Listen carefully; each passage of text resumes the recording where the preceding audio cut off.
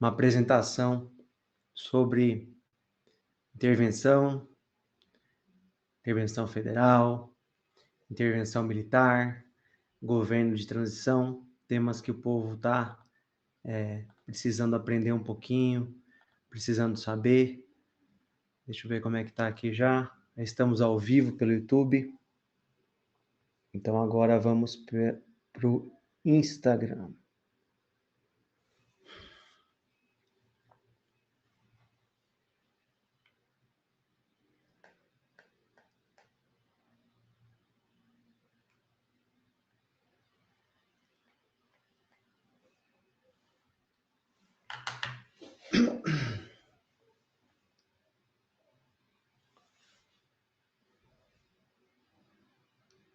Estamos ao vivo no YouTube.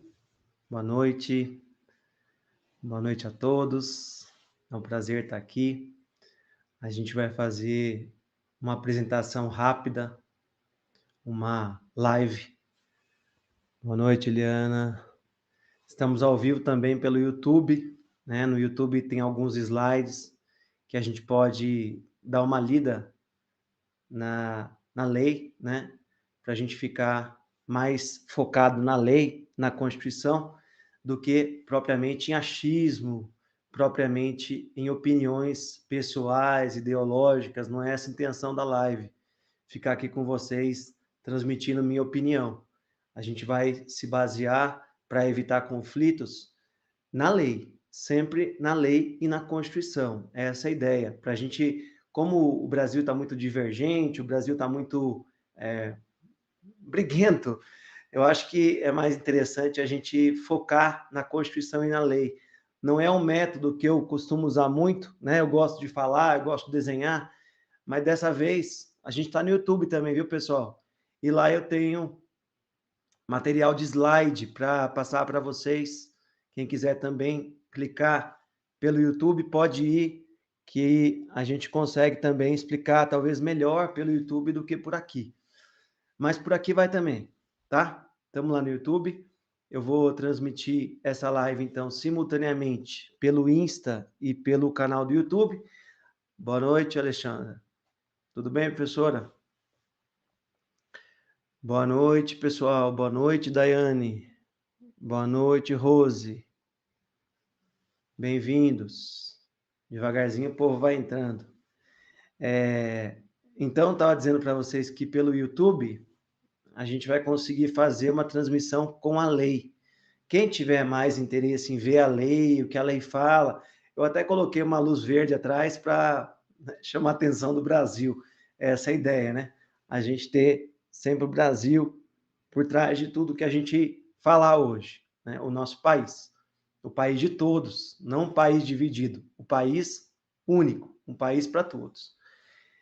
Vamos lá, eu estou então no YouTube com o meu slide, eu vou olhando para lá um pouquinho para transmitir para o pessoal do YouTube e vou olhando para cá, para o Insta, para falar alguma coisa para vocês também, tá?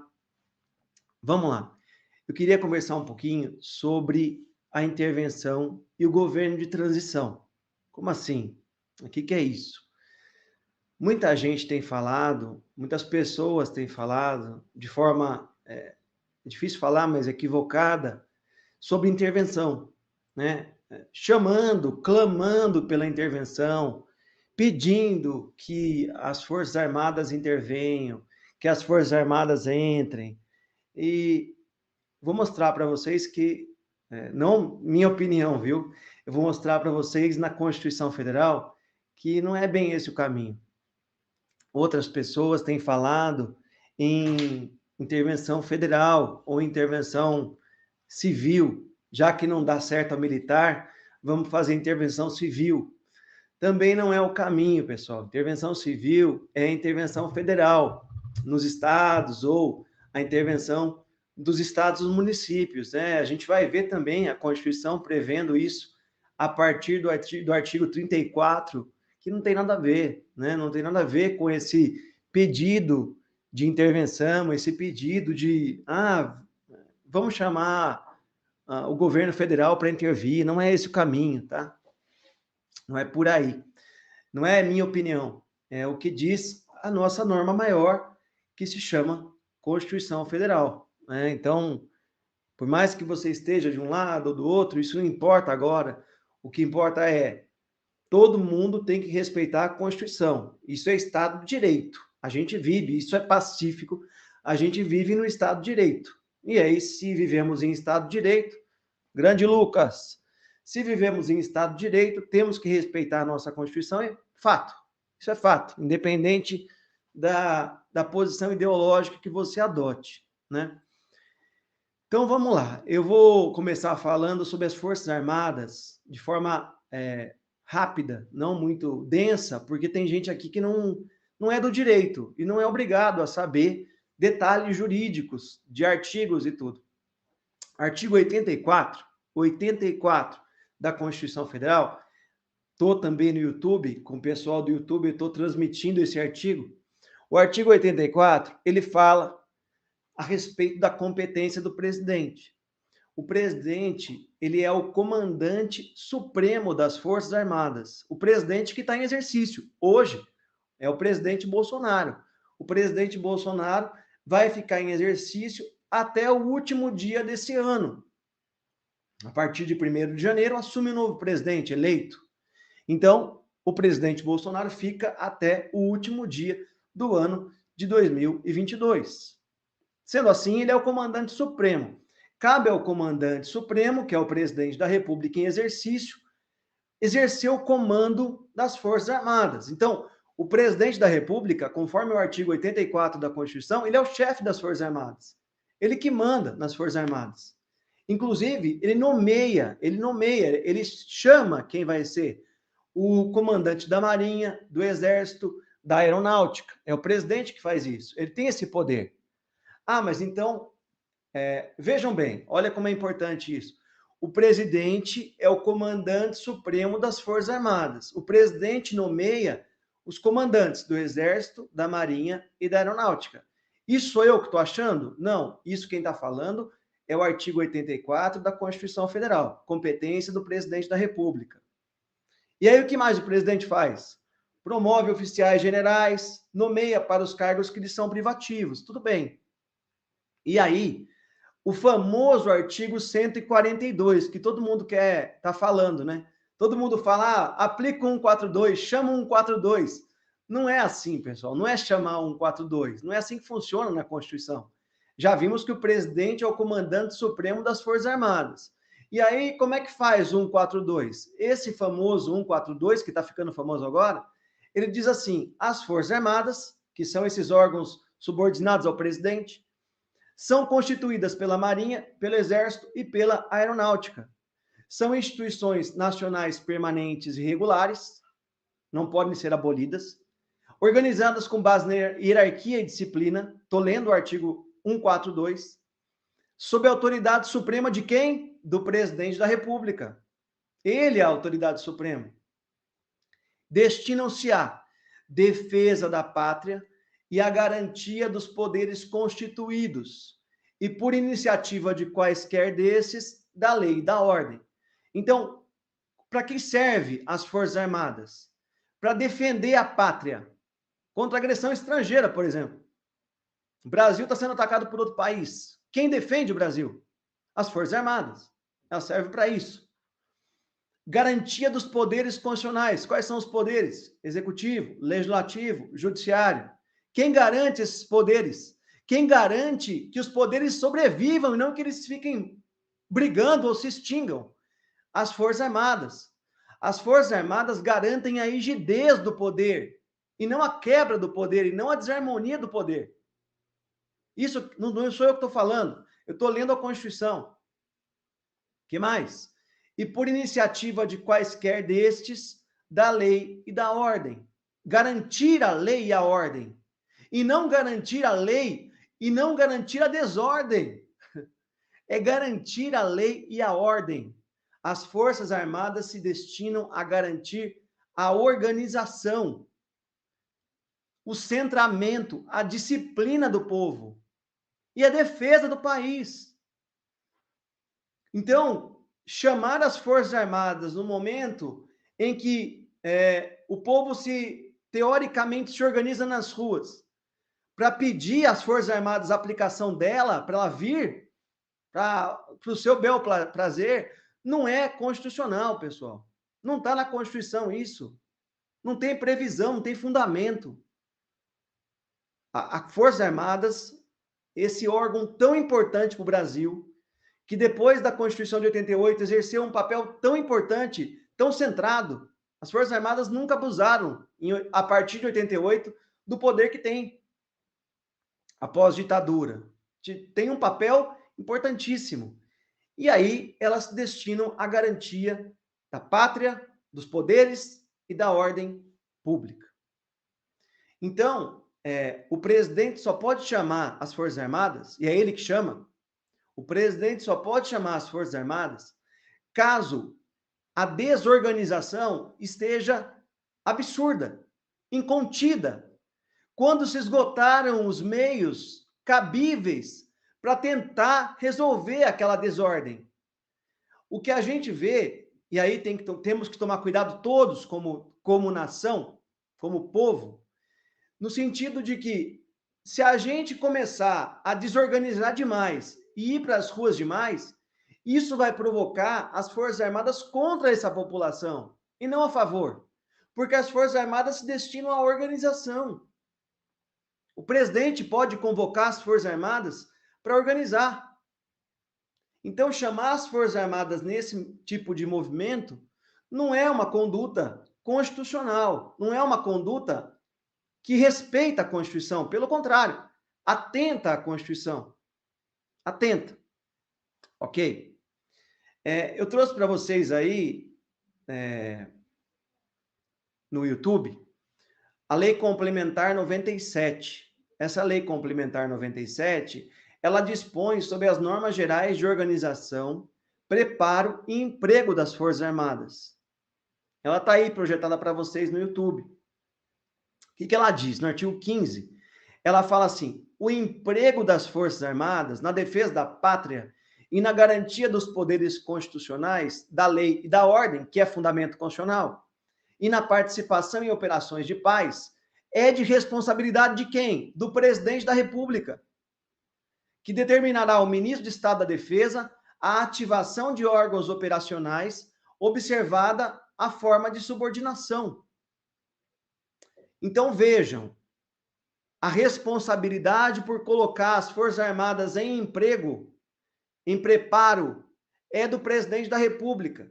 Se o presidente da República coloca as Forças Armadas quando não deveria, olha o perigo disso. Quem vai sofrer as consequências é o próprio presidente. E o presidente é o presidente da República em exercício até o fim desse ano. Eventuais comportamentos atentatórios à Constituição,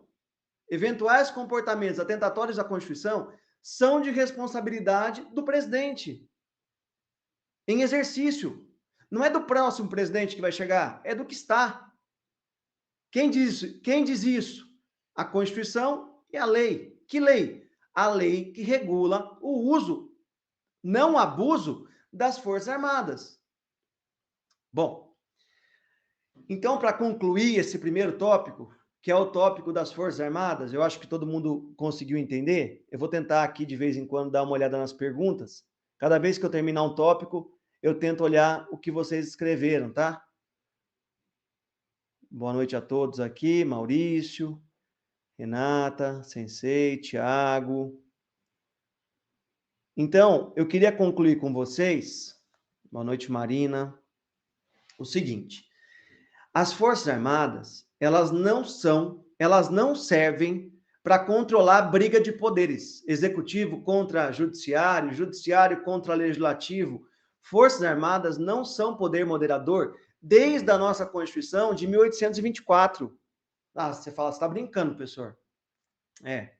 1824. Sim, 1824. A nossa primeira Constituição, Constituição do Império, imperador, absolutismo, autoritarismo, previa as Forças Armadas como poder moderador, como poder conciliador, aquele poder que ficava ali, ó, tá brigando? Deixa que eu resolvo.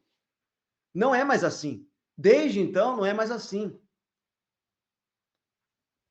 Então, as Forças Armadas não são poder moderador. O Supremo Tribunal Federal, eu vou evitar de falar do Supremo, mas quando tiver decisão do Supremo, isso no aspecto jurídico para a gente é importante saber. Ele tem um mandado de injunção, julgado pelo... Boa noite, Héctor. Julgado pelo ministro Roberto Barroso, é o MI 7311. Esse MI reforça a tese de que as Forças Armadas não são poder moderador, ponto. Forças Armadas foram poder moderador no Império. Olha quanto tempo passou, pelo amor. Acabou isso. Forças Armadas têm sua função. Que função? Defesa da pátria, garantia dos poderes constitucionais, da lei e da ordem. Ponto. Ponto. Forças Armadas não servem para controlar briguinha, controlar descontentamento de um poder em face do outro. Não é para isso. Não é para isso. Boa noite, Carol. Bom, segundo ponto para a gente concluir Forças Armadas. As Forças Armadas também não se destinam a validar resultado de eleição. Eu li para vocês as finalidades das Forças Armadas na Constituição. Nenhum momento tem ali alguma referência a eleições. Nenhum. A gente não pode fazer uma interpretação que leve a população a enxergar que as Forças Armadas servem para controlar resultado de eleição. Não é para isso. Forças Armadas não são destinadas a isso, a regular, a validar. Ah, eu não gostei, eu não estou contente com o resultado da eleição, então eu vou chamar as Forças Armadas. Elas não têm essa atribuição constitucional, por mais que elas gostariam de ter. Por mais que a população e as próprias Forças Armadas gostassem de ter essa função, elas não têm. Nunca tiveram. Não é agora que vão ter. Não tem como, pessoal. Na nossa Constituição, as Forças Armadas são para defender e organizar. E não para uma instância recursal de um eventual Tribunal Superior Eleitoral. Não é isso. Eu não sei se eu estou sendo claro, eu estou tentando ser o mais imparcial possível. Eu espero que sim. Esse é o primeiro tópico que eu queria conversar com vocês das Forças Armadas. O pessoal do YouTube está vendo aí os vídeos. Tem aí no YouTube, eu tenho as lâminas, né, de PowerPoint. Renata, eu vou deixar salvo. Pode ficar tranquilo, depois você assiste. Um abraço para você. Obrigado, Gisele. Então é isso, pessoal. Sem nenhum caráter... membros do Exército mandando vídeos. Bom, tem muita fake news. A gente tem que tomar cuidado, né, com tudo isso. Enfim, vamos lá. Vamos continuar. Então, Forças Armadas é isso. Eu queria que vocês entendessem, e essa live é para a gente entender para que serve cada poder, para que serve cada instituição. A nossa Constituição é excelente, a nossa Constituição é muito avançada para o nosso tempo, é muito avançada, e a gente não sabe o poder que a gente tem nas mãos com a nossa Constituição, o poder de construir e não o poder de destruir. Então, esse é o primeiro ponto que eu queria falar para vocês, o papel das Forças Armadas. Descartada por completo qualquer tentativa de usar as Forças Armadas para outra finalidade. Por exemplo, validar eleições, por exemplo, controlar a briga de poderes, não existe. Ela não nasceu para isso e ela não vai fazer isso, ponto. Forças Armadas é isso. Bom, um segundo ponto que eu queria conversar com vocês, uma segunda nuance, um segundo aspecto, é a intervenção federal. O pessoal tem falado muito de, ao invés de chamar as Forças Armadas, então, intervir, decretar a intervenção. Primeiro, o que é intervenção? Porque o pessoal fala de intervenção, aonde ela está prevista? Ela está prevista no artigo 34. Então, eu tenho o 142, que está descartado, não tem aplicabilidade para o que a gente quer. E temos agora o 34, que está na berlinda, o pessoal está começando a falar dele. O artigo 34. Esse artigo 34 é o artigo que cuida da intervenção. O que é intervenção?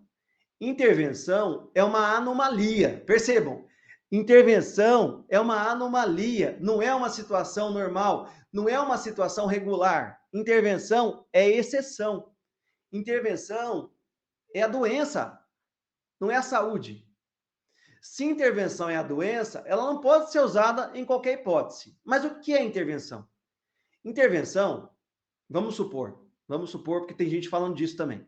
O Brasil está meio dividido. Então, metade votou no Lula, metade votou no Bolsonaro. Vamos dividir o país em dois e formar dois países, e aí a parte do Bolsonaro fica regida por um presidente e a parte do Lula fica regida por outro. Já ouvi isso. Se fizermos isso, isso compromete a integridade nacional, isso compromete a nossa federação. Isso é motivo de intervenção. Mas o que é intervenção?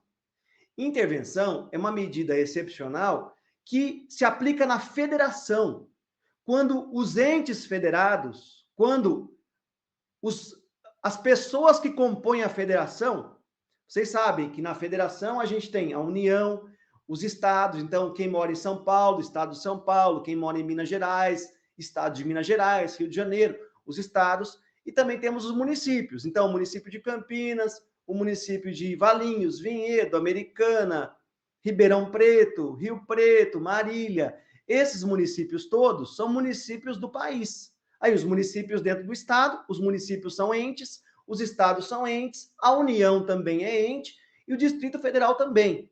Esses são os chamados entes federados. Se eventualmente, prestem bem atenção nisso, se eventualmente há uma disruptura, uma quebra dessa harmonia entre os entes, não entre poderes, entre os entes, de fato, de repente São Paulo quer virar país, não pode. Isso compromete a integridade nacional, eles têm que ficar juntinhos. Juntinhos por quanto tempo? Para sempre, enquanto durar a Constituição. Isso é um princípio que é cláusula pétrea. Muita gente que não é do direito não sabe o que é isso. Cláusula pétrea é uma coisa que não pode ser mudada. A federação é uma cláusula pétrea. Então, eles têm que ser unidos para sempre. Enquanto tivermos a nossa Constituição, eles vão ficar unidos. Mas se um tentar se desunir, São Paulo, por exemplo, a União vem e decreta a intervenção. A intervenção em São Paulo, não no país inteiro. Em São Paulo, naquele estado que está comprometido. Comprometido com o quê? Com a quebra do pacto federativo. Se isso acontecer, se houver quebra do pacto federativo, então, sim, é possível ou seria possível a intervenção. Mas a intervenção é uma medida excepcional, daqui a pouco eu vou ler o artigo para vocês.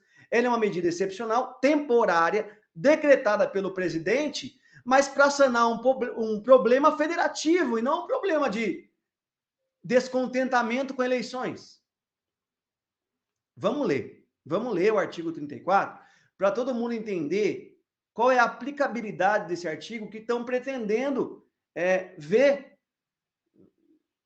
incidindo nas relações que estão acontecendo agora, que não tem nada a ver. Vamos lá. Diz o artigo 34, eu estou lendo o artigo da Constituição, não é da minha cabeça. A União não intervirá nos estados, nem no Distrito Federal, exceto para.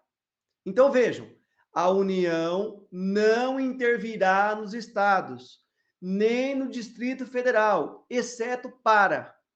Se ela não intervirá, a regra é não intervenção. Mas ela fala exceto para. Como eu disse, a intervenção é uma anomalia, a intervenção é uma doença, a intervenção é uma exceção. Exceção. Manter a integridade nacional. Vejam, manter a integridade nacional é quando um ente federado, o que eu falo como ente federado? O Estado de São Paulo está pretendendo tomar o território do Estado do Rio de Janeiro. O Estado de São Paulo está pretendendo tomar o território do Estado do Sul. Sei lá, está querendo dominar territórios. E isso compromete a integridade nacional. Eles têm que ficar unidos e harmônicos, não os poderes, os entes. Nesse caso, a União poderia decretar intervenção naquele Estado desobediente.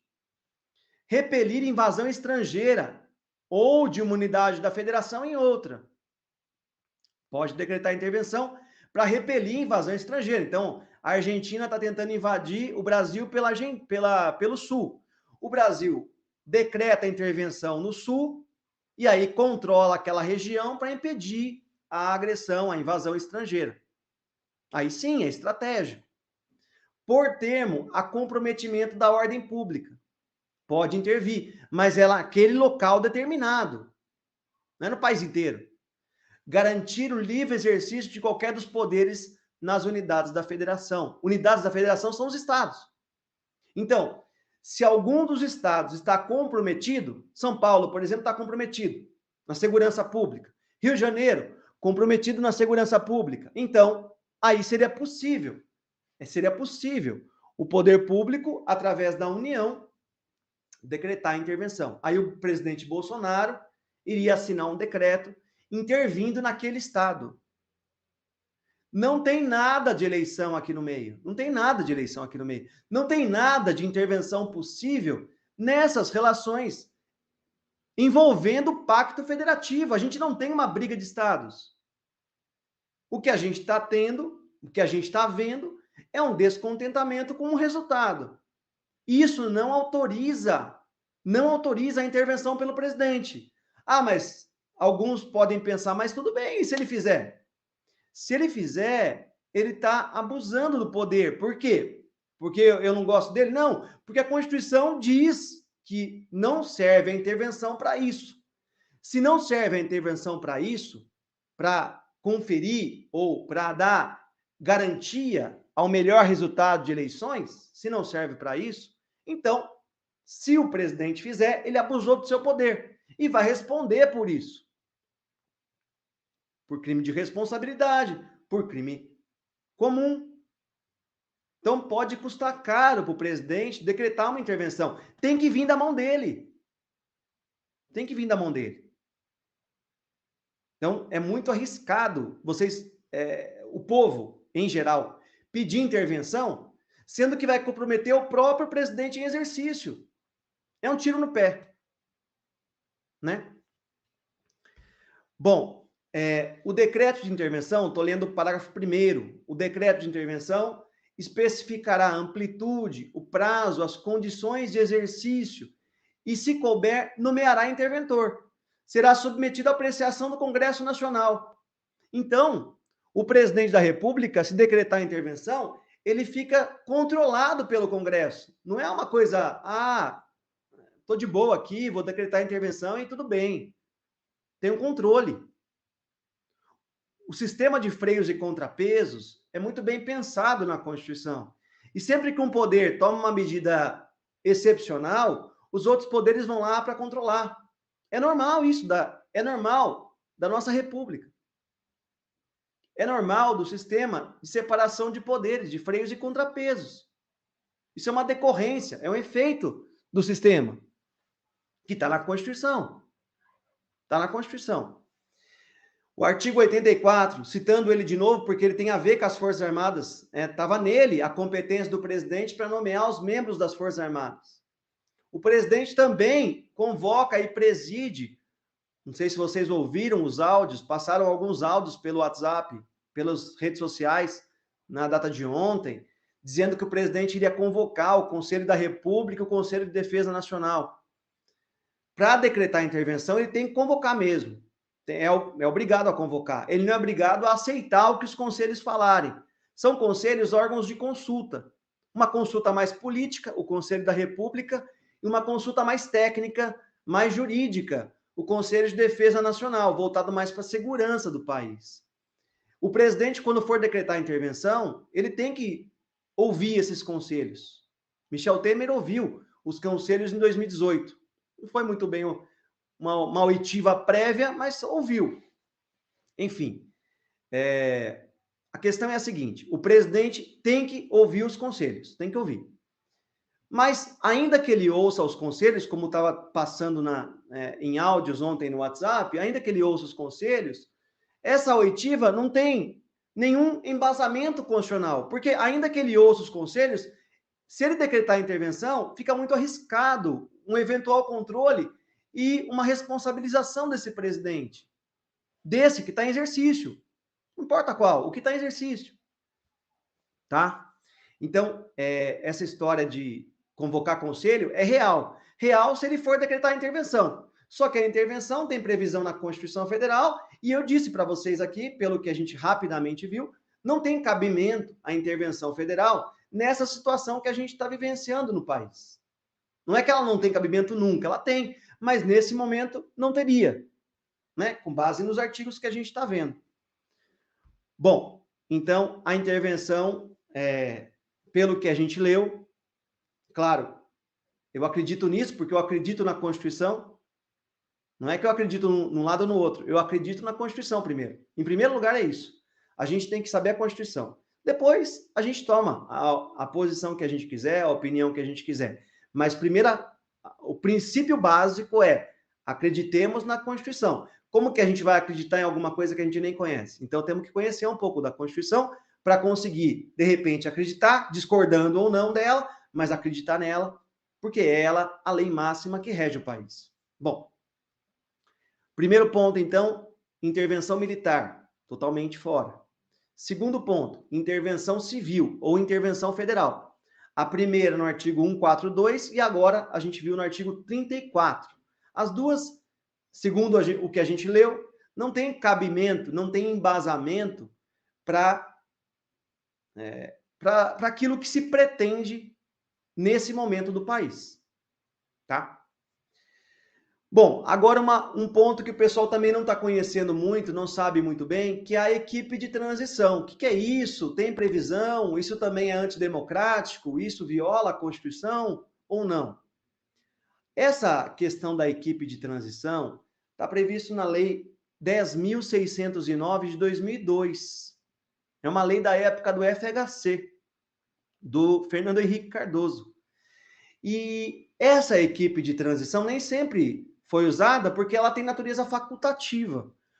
Eu trouxe para vocês aí no YouTube, vocês estão, os que estão acompanhando pelo YouTube estão vendo o slide. Eu trouxe alguns artigos que eu acho importante para a gente conhecer o que é essa equipe de transição e o que ela vai fazer. Ao candidato eleito ao cargo de presidente da República, estou lendo o artigo 1º da lei, é facultado o direito, percebam, é facultado o direito. Não é uma obrigação do presidente fazer isso, é uma faculdade. Se ele quiser, ele faz, se ele não quiser, ele não faz. É facultado o direito de instituir equipe de transição, observado o disposto nessa lei. O atual presidente, conhecendo os meandros da administração pública, tem condições com a sua equipe de fornecer informações fidedignas para a equipe que vai chegar, que chama equipe de transição, do presidente que vai chegar. O presidente que vai chegar nomeia a equipe se ele quiser. O presidente Lula quis nomear. Então, temos a equipe de transição, com base na lei, nada fora da lei. Artigo 2º. A equipe de transição, o que ela faz? Ela tem por objetivo inteirar-se do funcionamento dos órgãos e entidades que compõem a administração federal e preparar os atos de iniciativa do novo presidente da República, a serem editados imediatamente após a posse. Inteirar-se do funcionamento, o que está acontecendo na nossa casa. O país é a casa comum. Se vai entrar um outro gestor da casa, ele tem que saber como está funcionando a casa. É para isso que serve a chamada equipe de transição. É uma equipe que vai fazer a transição de informações do velho governo para o novo governo. Do governo que está hoje para o governo que virá. Os membros da equipe de transição, isso é importante porque vai ter muita crítica nisso daqui a pouco, na mídia e tudo mais. Os membros da equipe de transição serão indicados pelo candidato eleito. Então, quem indica os membros da equipe de transição? O presidente.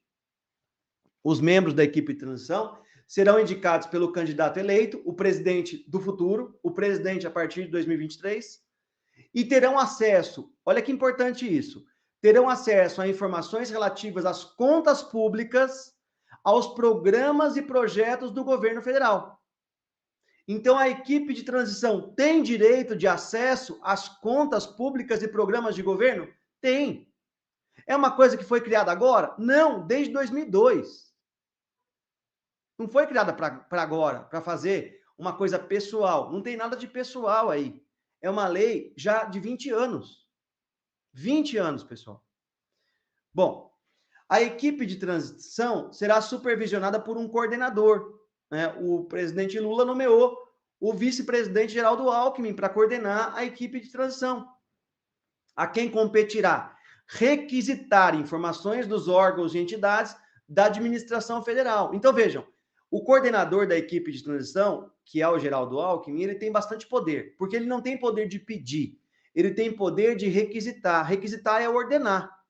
Ele determina que alguns documentos, que algumas informações venham até ele, para que ele tome conhecimento, porque senão, se fosse só um pedido, dependendo das condições, isso podia ser negado, né? Todos os membros da equipe de transição, isso é importante também, todos os membros da equipe de transição são 50 cargos, 50, com salários de diversos escalões, começando de R$ 2.500, R$ 2.500, chegando a aproximadamente R$ 17.000. Essa é a margem salarial da equipe de transição dos 50 membros dessa equipe, que são subordinados ao vice-presidente Geraldo Alckmin, que é o coordenador da equipe. É assim que funciona. Bom, e esses cargos aí, desse pessoal que foi nomeado, esses 50 cargos, eles vão acabar, eles continuam? Todos os membros da equipe de transição, nomeados pelo presidente da República, que vai chegar, serão automaticamente exonerados. Automaticamente exonerados. No final do prazo de que trata o parágrafo 1º. Em até 10 dias após a posse do novo presidente, então 1º de janeiro, 10 dias depois, nesse período, a equipe de transição vai ter que sair. Por quê? Porque os cargos, eles serão exonerados dos cargos. Tem gente aí falando que os cargos são extintos, não é isso. Eles são exonerados, os cargos vão ficar ali, os 50 cargos para o próximo governo que vier na transição. Tá tudo certo. É vedada a acumulação de cargo de transição com outros cargos em comissão ou função de confiança na administração pública. Então, quem já tem um cargo em comissão, quem já é comissionado na administração pública, não pode acumular cargo na equipe de transição, tá? Esses 50 cargos não podem ser ocupados por quem já é comissionado na administração pública. São 50 cargos, diversos salários, todos comissionados, e todos estão programados para ter o cargo extinto, ou seja, para ser exonerado do cargo. O cargo vai continuar existindo, mas eles estão fora, extintos do cargo. Eles estão fora do cargo em até 10 dias contados da posse do novo eleito. Essas são as regras principais que eu considero, que eu fiz uma análise aqui antes de colocar para vocês no link, no YouTube, para vocês conhecerem, né, dessa equipe de transição, quem é do direito principalmente, para saber que ela existe, que ela tem 20 anos de existência, e está aí, está funcionando, ainda bem. Leis nasceram para funcionar, tem que funcionar, tá certo?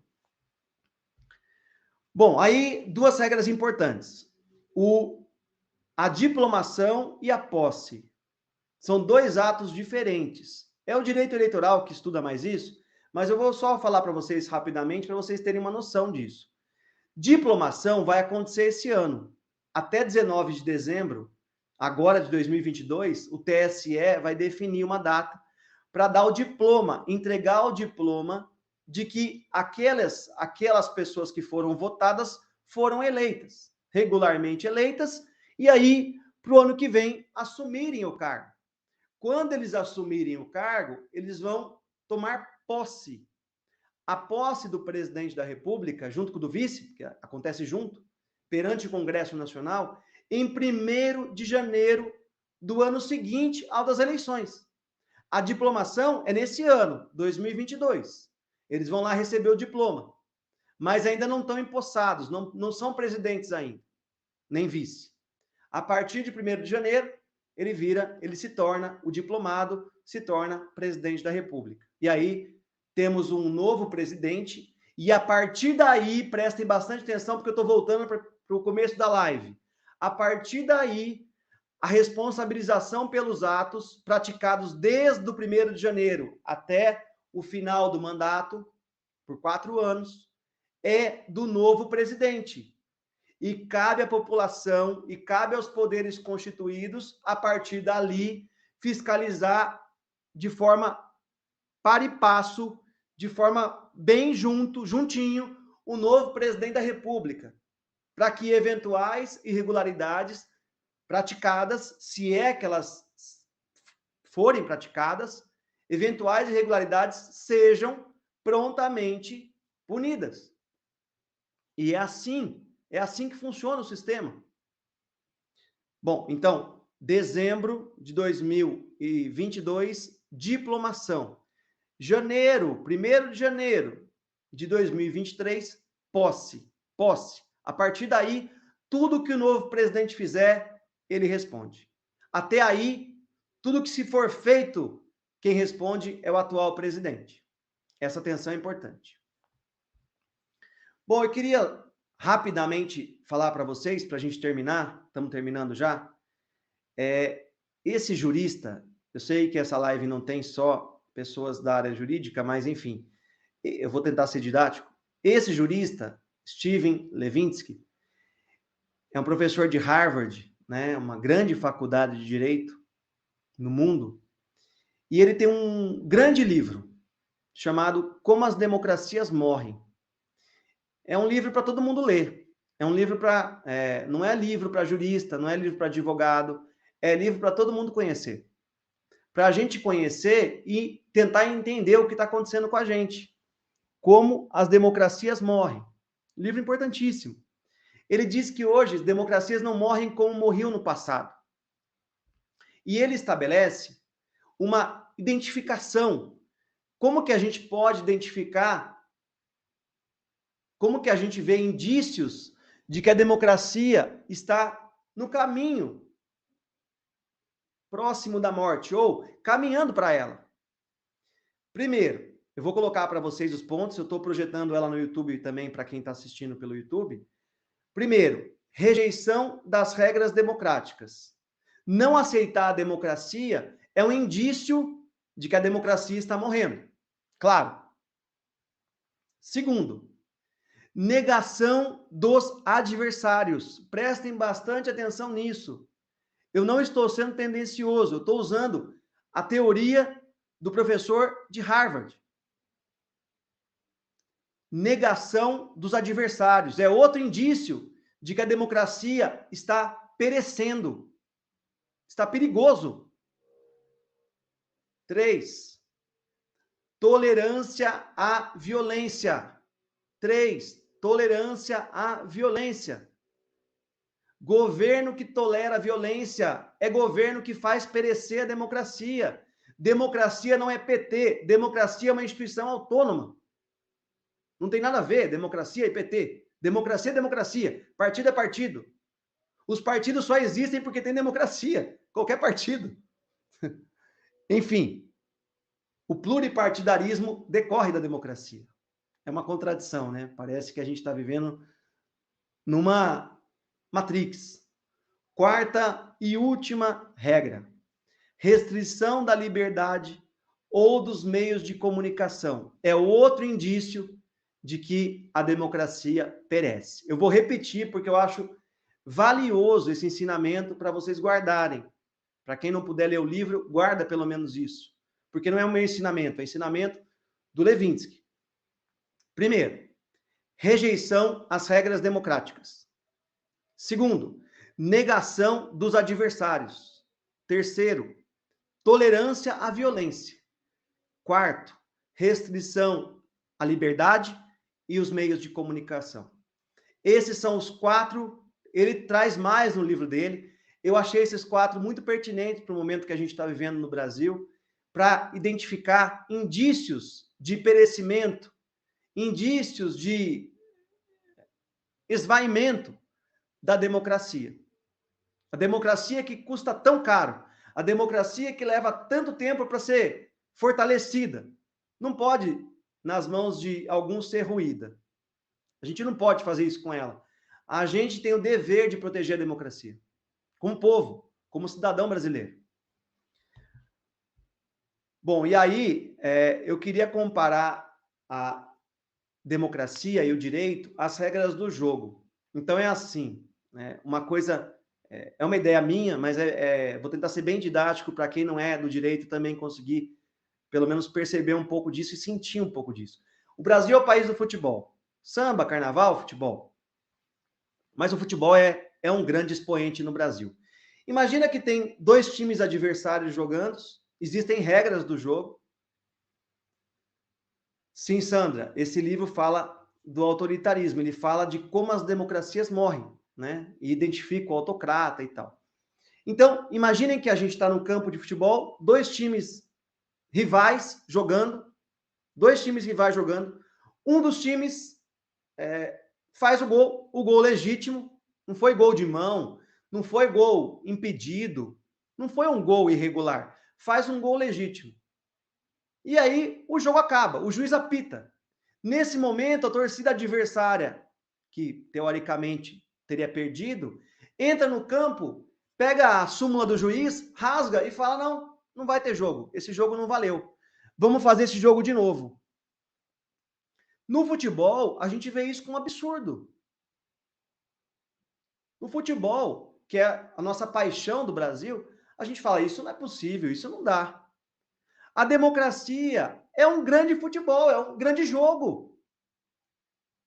Imaginem a gente num grande estádio, todo mundo morando junto, todo mundo torcendo junto. Só que aqui não deveria ter adversários, a gente tem que ter união. Mas, enfim, como temos adversários políticos, tudo bem, tudo bem. Respeitando as regras do jogo, acabou o jogo, ponto. Aguardemos os próximos jogos. O nosso time vai ser campeão uma vez. O nosso time vai perder outras vezes. Faz parte do jogo. Democracia é isso. Faz parte do jogo. Todos que falam de democracia, todos os presidentes que passaram até hoje pelo país, todos, não estou excepcionando nenhum, todos disseram expressamente, todos, democracia é o governo da maioria. Alguns escritores estrangeiros dizem que a democracia não é um sistema ideal, um regime político perfeito. Mas dentre os que a gente tem até hoje, ela é o melhor. Então é isso. Acho que eu falei até demais. Eu queria, então, desejar para vocês muita união, muita força para a gente conseguir, juntos, como país, sustentar a democracia. Porque essa história de ficar de um lado, ficar de outro, ficar brigando, ficar atentando, não concordando com o resultado, isso viola a própria Constituição, que é a nossa matriz jurídica, que é a nossa grande mãe, e ela é avançada, ela é boa, ela é muito boa perto da maioria dos países. É a Constituição Cidadã. Então, a Sandra está recomendando para a gente aqui 50 discursos que salvaram o Brasil e o mundo, do autor Antônio Marcos Villa. Obrigado, Sandra. Isso aí, historiador. Então, assim, procurem ler, procurem pesquisar. Se tiverem dúvidas a respeito de alguma coisa que está acontecendo, podem me mandar. Eu estou à disposição de vocês. A gente não é... A nossa função tem que ser social também. Eu tento fazer isso, né? O máximo que eu posso. Então, eu peço sanidade para todos vocês. Nesse momento, o que a gente precisa é sanidade.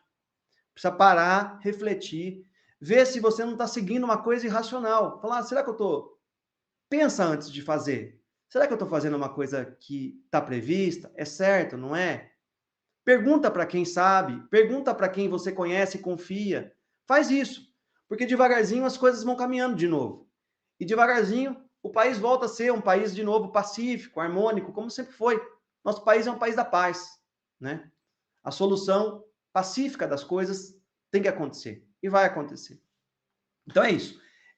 Estamos aqui 1 hora já. Eu espero que a gente tenha solucionado algumas dúvidas. Eu vou deixar gravada a live aqui e também no YouTube. Boa sorte a todos, sucesso, estou à disposição para o que precisarem, tá bom, pessoal? Um abraço, até a próxima. Tchau, tchau.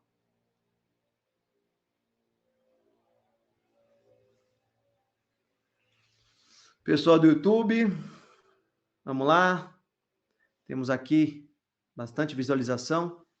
Estamos encerrando aqui a nossa transmissão do YouTube também.